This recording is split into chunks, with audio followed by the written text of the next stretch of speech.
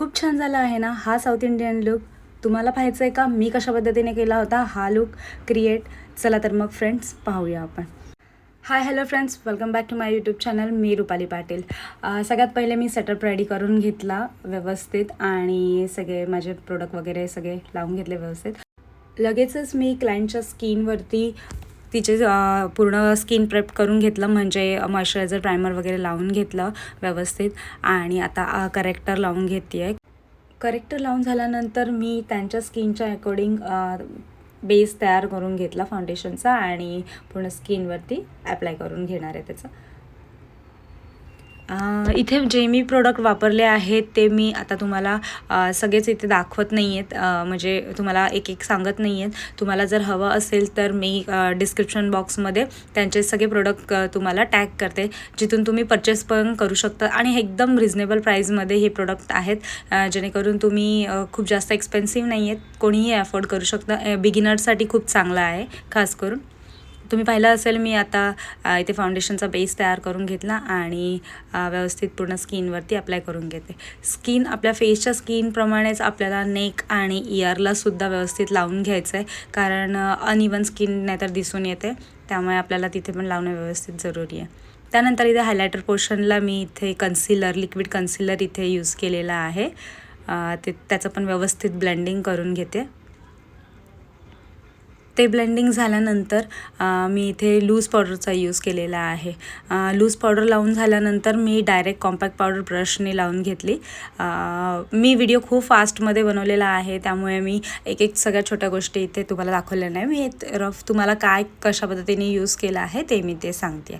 आता इथं कॉन्टूर लावून घेते. आय मॅजिकचा पॅलेट घेतला आहे. कॉन्टूर लावून व्यवस्थित मी लावून घेते त्याच्या फेसला आणि त्यानंतर ब्लश लावलं आहे. जे पण प्रोडक्ट आहेत मी सगळे तुम्हाला तिथे खाली मेन्शन करेल.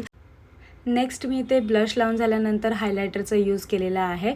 मी हायलायटर पण खूप जास्त असं लावलेलं नाही आहे, सिंगल एकच इथे हायलायटर यूज केलेला आहे. तो आहे PSCचा हायलायटर इथे यूज केलेला आहे.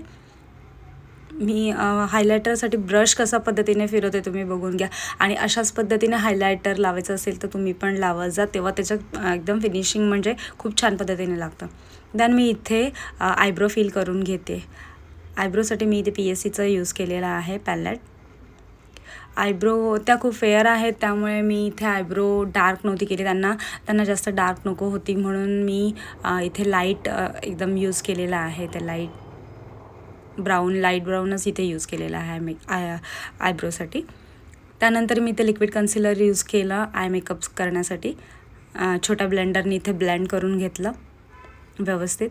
आणि त्यानंतर मी त्यांची जो ड्रेस होता तो ग्रीन कलरचा ब्लाऊज अँड स्कर्ट जो होता तो येलो कलरचा होता. सो त्या अकॉर्डिंग मी इथे ग्रीन कलरचं लावून घेतलं पूर्ण आय मेकअप. ग्रीनिश शेडमध्ये चूज केला आणि जिथे आपण लायनर लावतो त्या ठिकाणी मी डार्क ग्रीन घेतलेला आहे इथे. आणि लायनरच्या जागी आपण तसं लायनर लावतो तिथे मी फक्त स्मच केलं आहे. ब्रशच्या सहाय्याने मी ते स्मच केलेलं आहे. आणि आता मी काजळ लावून घेते. काजळ लावून झाल्यानंतर सुद्धा मी जो ग्रीन कलरचा शेड आपण वरती यूज केला होता ॲज अ लायनर म्हणून घेतलेला होता, तोच सेम मी खाली पण लोअर लॅशच्या लाईनला पण तिथे यूज केलेला आहे. आणि त्यानंतर मी ते लॅशेस लावून घेतले त्यांना. देन मी त्यांना इथे फिक्सर मारून त्यांचा जो मेकअप होता तो इथे डन झाला होता. लिपस्टिक पण लावून घेतली होती. त्यानंतर मी आता हेअर करायला घेतले त्यांचे. हेअर करण्यासाठी मी सर्वात पहिले त्यांची ज्वेलरी घालून घेतली. कधीही मेकअप झाल्यानंतर हेअर करत जा, कारण आणि मेकअप झाल्यानंतर पहिले ज्वेलरी घालत जा आणि देन हेअर करत जा, म्हणजे ज्वेलरी आपली केसांमध्ये अडकत वगैरे नाही आणि ते बरं पण पडतं आपल्याला हेअरस्टाईल करायला. सो मी तर नेहमी असं करते. आता तुम्ही पाहिलं असेल मी सेक्शन करून घेतलं, इयर टू इयर सेक्शन काढले आणि वरच्या केसांचं मी पफ करून घेते. तिच्याच केसांचा पफ करते, बॅक कॉम्ब करते आणि पफ करून घेते. पफ करण्यासाठी नेहमी लक्षात ठेवा, तुम्हाला जर जास्त हवं असेल तर जास्त असेल किंवा कमी हवं असेल तर थोडंसं पहिल्या स्टार्टिंगलाच तुम्ही थोडंसं जास्त बॅक कोम करत जा. त्यातनं तुम्हाला जर कमी करायचं असेल पफ तर तुम्ही कोम वरच्या साईडने कोम करून तुम्ही थोडं कमी करू शकता. पण जर तुम्ही कमी केलात, आधीच कमी केलात आणि हेअर स्प्रे मारला तर तुम्हाला असं वाटत असेल की कमी झालं आणि मला अजून वाढवायचं आहे, तर ते नंतर करायला खूप प्रॉब्लेम होतो. नंतर व्यवस्थित मोठा जास्त हाय पफ होत नाही. त्यामुळे आधीच जास्त घेत जा पफ करून आणि मग तुम्हाला फेसच्या अकॉर्डिंग त्यांना कसं दिसेल, केवढं सूट होतं त्या अकॉर्डिंग तुम्ही करू शकता त्याला कमी वगैरे. आता तुम्ही पाहिलं असेल मी करून घेतलं आणि थोडंसं फुगवून आता इथे बॉबी पेनने टक करून घेते. व्यवस्थित क्लीन करून घ्यायचा, विंचरून घ्यायचा आणि ते टाफचा स्प्रे इथे यूज केलेला आहे मी आणि बॉबी पेनने टक करून घेतलं. अनइव्हन जर असतील तो थोडे केस जर वर खाली वाटत असेल तर तिथे जो पण तुमचा टेलकोम असतो त्याच्याने तुम्ही वरती खेचू शकता.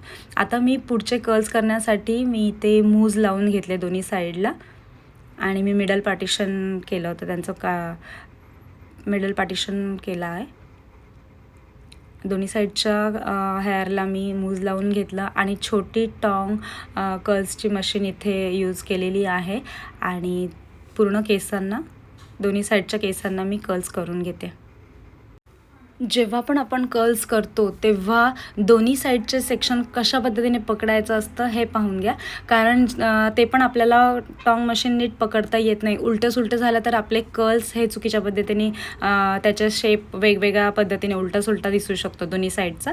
त्यामुळे आता तुम्ही पाहिलं असेल मी त्या साईडनी करते तर टॉंगचे मशीन कशी पकडले आणि आता या साईडनीचे जेव्हा केस मी कर्ल्स करणार आहे तर मी कशा पद्धतीने पकडते ते पण बघून घ्या तुम्ही.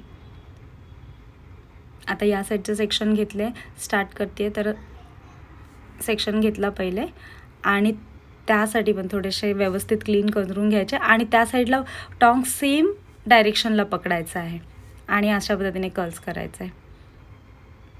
जर तुम्ही या साईडला आलात आणि उलटा टॉंग पकडलात तर त्याचं डायरेक्शन आहे ते चेंज होऊ शकतं आणि तुमचे कर्ल्स हे उलटे सुलटे दिसू शकतात.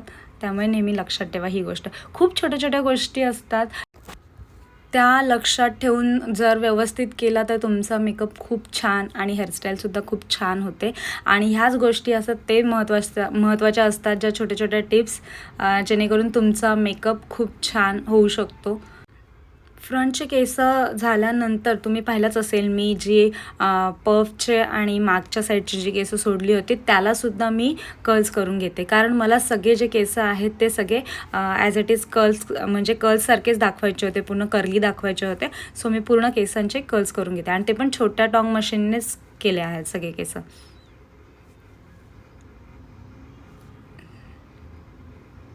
सगळे एकच डायरेक्शनला पकडलेले आहेत. आता तुम्ही पाहिलं असेल हे सगळे कर्ल्स करून झाल्यानंतर जे फ्रंटची केस आहेत ते थोडे हाताने मी रफली ओपन करून घेतलेले आहेत. म्हणजे एकसारखे असे दिसणार नाही व्यवस्थित, त्यासाठी मी कर्ली दिसले पाहिजेत छान म्हणून मी ते ओपन करून घेतले. फिंगरच्या साहाय्यानेच ओपन केलेले आहेत आणि दोन्ही साईडनी थोडे असे क्रॉस घेऊन थोडेसे मी बॉबी पेनने टक करून घेतले. मी इथे काय केलं आहे, थोडेसे केस थोडे सोडले आहेत दोन्ही साईडला आणि जो वरचा सेक्शन आहे तो पण म्हणजे वरचा पफ जो आहे ना तो प्लेन नाही दिसावा म्हणून थोडे वरच्या साईडनी पण केस घेऊन टक केले होते आणि दोन्ही साईडला थोडे थोडे करून थोडेसे क्रॉस घेतलेत. हे बघा अशा पद्धतीने मी थोडे क्रॉस घेतलेत आणि जस्ट थोडेसे पुल केलेत आणि तिथे मागे जाऊन जस्ट टक करून टाकलेत बॉबी पेनने.